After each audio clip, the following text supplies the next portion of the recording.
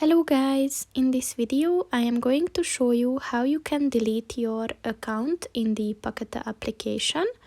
But first I just want to mention, don't forget to subscribe to my channel, because at 10,000 subscribers I'm going to show you my whole YouTube revenue statistics and growth strategy, as well as how to make money online. Let's jump into it. First of all, open the application on your phone.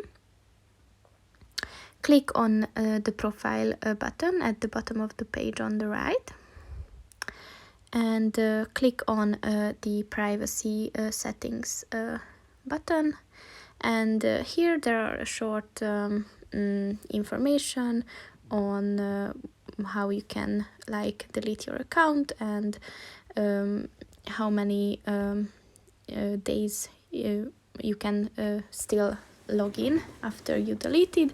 And if you just want to finalize, just click on delete account, and it will be set. So that's pretty much it for this video, guys. See you in the next one. Goodbye.